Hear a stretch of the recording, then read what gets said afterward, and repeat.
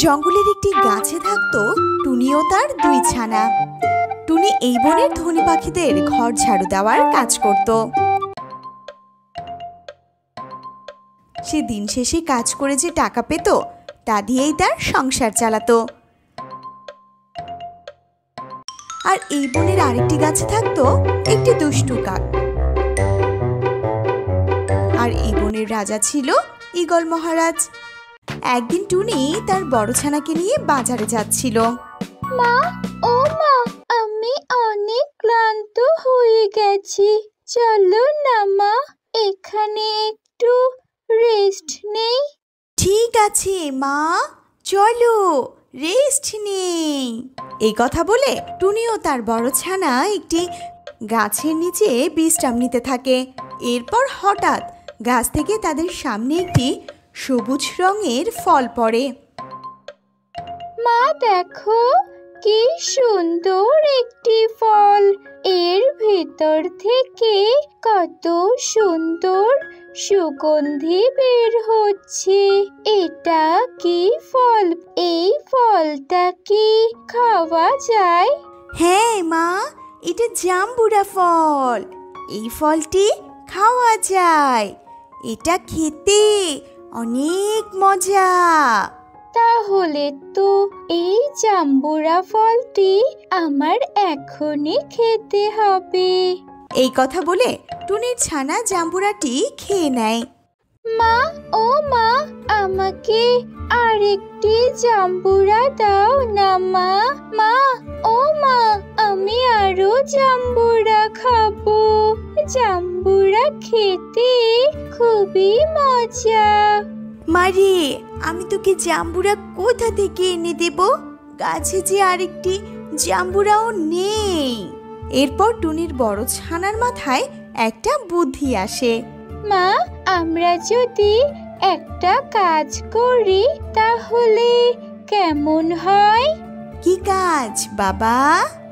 মা, আমরা যদি এই জাম্বুরার বীজগুলো জমিতে রোপণ করে জাম্বুরার চাষ করতে পারি, তাহলে তো আমরা জাম্বুরা খাবার পাশাপাশি বিক্রিও করতে পারবো। হ্যাঁ বাবা, চলো তাই করি। টুনি ও তার বড় ছানা জাম্বুরার বীজগুলো নিয়ে বাসার দিকে রওনা হয়। বাসায় এসে টুনি তার জমিতে জাম্বুরার বীজগুলো রোপণ করতে থাকে। বীজগুলো রোপণ শেষে টুনি ও তার বড় ছানা বাসায় চলে যায়। বীজগুলো রোপণ শেষে টুনি ও তার বড় ছানা বাসায় চলে যায়।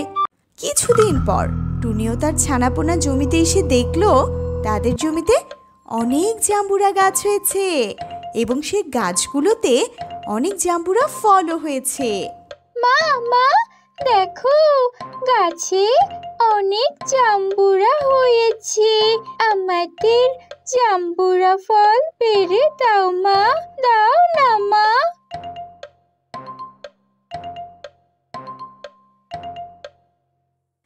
এরপর টুনি তার ছানাদের জাম্বুরা ফল পেড়ে দেয়।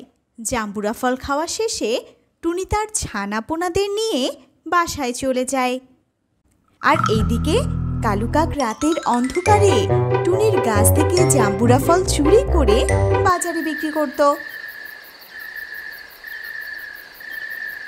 পরের দিন সকালে টুনি ও তার বড় ছানা জাম্বুরা ফল পাড়তে এসে দেখলো গাছের একাংশ খালি হয়ে আছে। মা, দেখো, আমাদের একটা জাম্বুরা গাছের একাংশ খালি হয়ে আছে। কেউ মনে হয় আমাদের জাম্বুরা গাছ থেকে জাম্বুরা ফলগুলো চুরি করেছে। হ্যাঁ মা, তাই তো দেখছি। গাছের জাম্বুরাগুলো বোধহয় কেউ চুরি করেছে।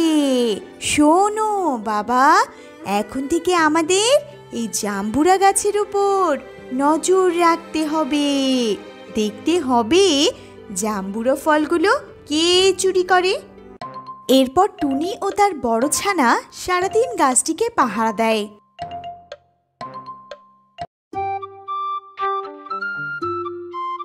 পরের দিন সকালে এসে দেখলো অন্য একটি গাছের আরেকটি অংশ খালি হয়ে আছে। আরে, গতকাল তো সারাদিন গাছটিকে পাহারা দিয়েছি, তাহলে জাম্বুরাগুলো গাছ থেকে কিভাবে বিলীন হলো? মা, আমার মনে হয় রাতের অন্ধকারে কেউ জাম্বুরা চুরি করে। হ্যাঁ বাবা, আমিও তাই ভাবছি। আমাদের জাম্বুরা গাছগুলো রাতের অন্ধকারে পাহারা দেওয়ার জন্য কাউকে নিয়োগ করতে হবে। এই কথা বলে টুনি ও টিয়ার বাসার দিকে রওনা হয়। এরপর টুনি টিয়াকে সব ঘটনা খুলে বললে টিয়া জাম্বুরা গাছ পাহারা দেওয়ার জন্য রাজি হয়। অন্ধকারে পাহারা দেব, খাবো জাম্বুরা চটকে। জাম্বুরা চোরকে ধরতে পারলে দেব ঘাড় মটকে।